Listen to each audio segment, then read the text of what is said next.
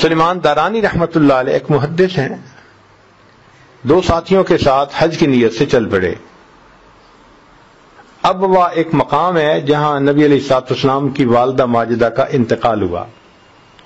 یہ لوگ وہاں پہنچے تو انہوں نے سوچا کہ دیکھو ہمارے پاس جو کھانا تھا نا، را مٹیریل، وہ ختم ہو چکا، اور آگے کافی آگے تک ہمیں پھر نہیں ملے گی کوئی چیز۔ یہاں قریب میں بستی ہے تو بہتر ہے کہ بستی سے کچھ خریدے چیز کھانے پینے کے لیے۔ تو 2 ساتھیوں نے کہا کہ اچھا ہم جا کے لے آتے ہیں، تم ذرا خیمے میں ٹھہرو۔ یہ اکیلے رہ گئے۔ اتنے میں ایک عورت بکریاں چرانے والی آئی، اس نے دیکھا خیمہ ہے اور ایک مرد ہے، اور ان کو اللہ نے بہت خوبصورتی عطا فرمائی تھی، بہت منور چہرہ تھا۔ تو وہ قریب ہوئی اور اس نے کہا مجھے سیراب کر دو۔ تو یہ سمجھے کہ شاید اس کو کھانے پینے کی ضرورت ہے، تو انہوں نے روٹی اٹھائی، کچھ پانی لیا، کہ کھا پی لو۔ جب وہ دینے لگے تو تب اس نے وضاحت سے بات کی کہ نہیں، جو عورت مرد سے چاہتی ہے مجھے وہ چاہیے۔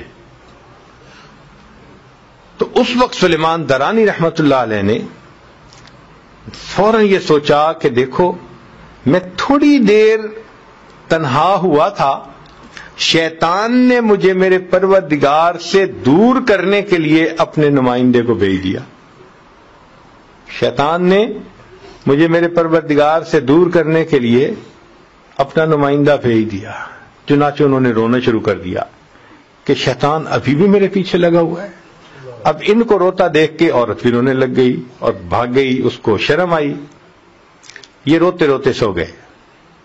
جب سو گئے تو کہتے ہیں کہ خواب میں ان کو یوسف علیہ السلام کی زیارت نصیب ہوئی۔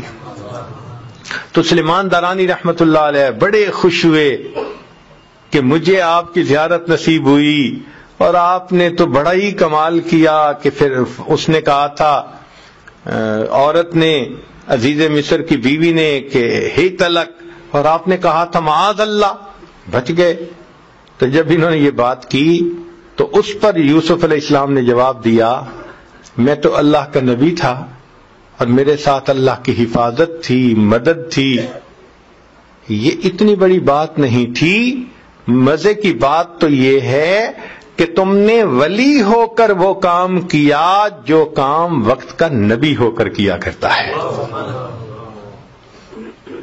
تو یہ ایمان جب مضبوط ہوتا ہے نا، پھر گناہوں کے مواقعوں کے باوجود بندہ قدم نہیں اٹھاتا، اس لیے کہ وہ جانتا ہے کہ میرا اللہ مجھے دیکھ رہا ہے، وہ میری بات کو سن رہا ہے، وہ میرے ساتھ ہے، اس کو علم ہے کہ میں کیا کر رہا ہوں۔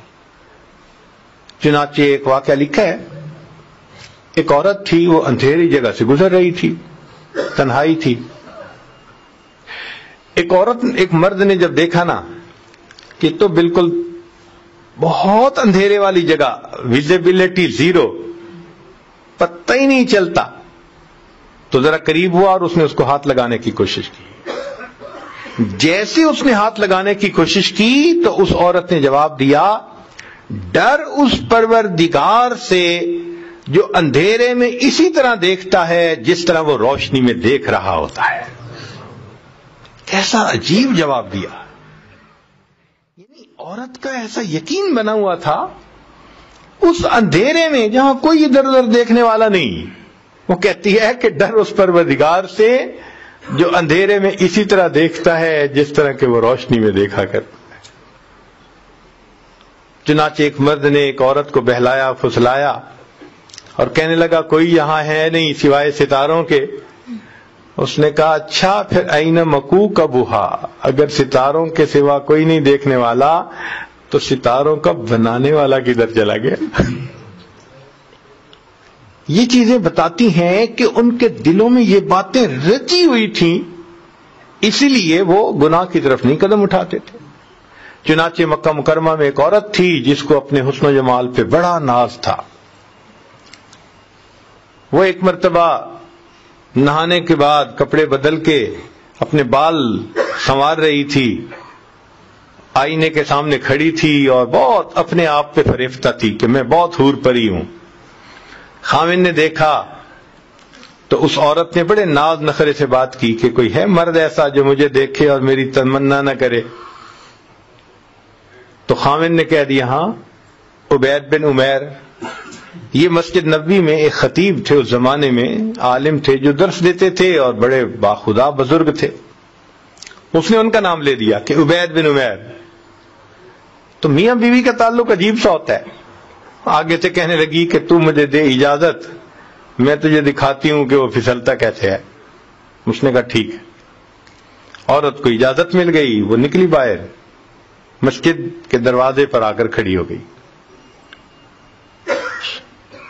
اب مسجد سے جب وہ باہر نکلے تو عورت نے پہلے تو ایسی بات کہی کہ جیسے کوئی مسئلہ پوچھنے کے لیے کھڑی ہو. تو چونکہ انہوں نے مسئلہ بتانا ہوتا تھا، ذمہ دار تھے، تو وہ کھڑے ہو گئے. اس نے بات کرتے کرتے اچانک اپنا نقاب ہٹا دیا. اس کا خیال یہ تھا کہ جب وہ میرے حسن و جمال کو دیکھیں گے تو فریفتہ ہو جائیں گے.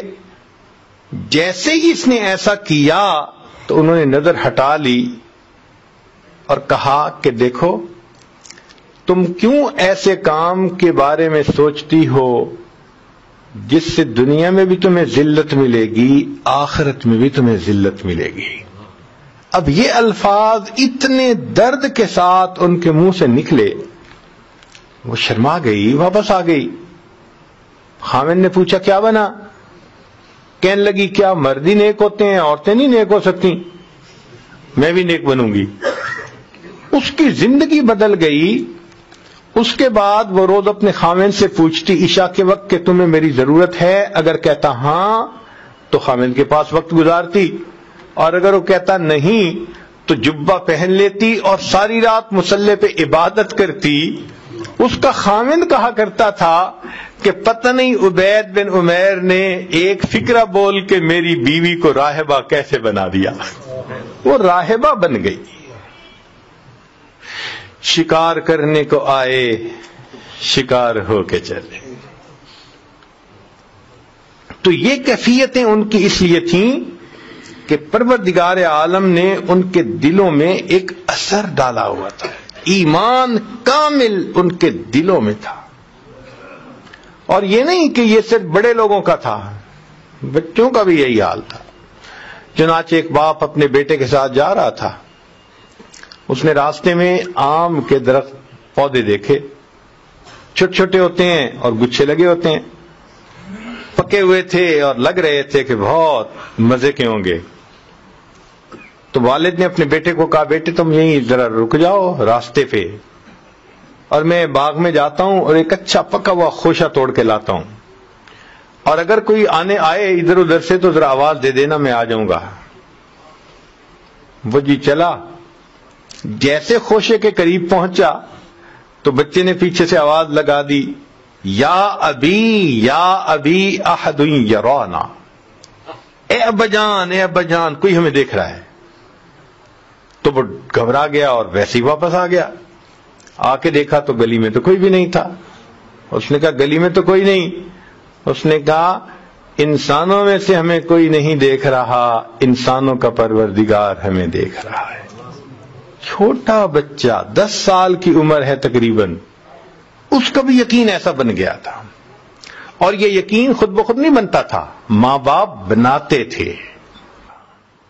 تو اس ایمان کے کتنے فائدے ہیں زندگی میں. اور ایک فائدہ یہ بھی ہے کہ پھر انسان گناہوں سے بچ جاتا ہے. ایک تو ہے نا دعوت میں اس کو مدد مل گئی، نیکی میں اس کو مدد مل گئی، ایک پش مل گئی اس کو، وہ گھبراتا نہیں ہے، قدم بڑھاتے آگے. مگر ایک بڑا فائدہ یہ بھی کہ اس احساس کے ہونے کے بعد کہ اللہ مجھے دیکھتے ہیں، انسان گناہوں سے پھر بچتا ہے. مواقع موجود ہوتے ہیں، گناہ کی دعوت دی جا رہی ہوتی ہے، مگر وہ گناہ سے انکار کر دیتے.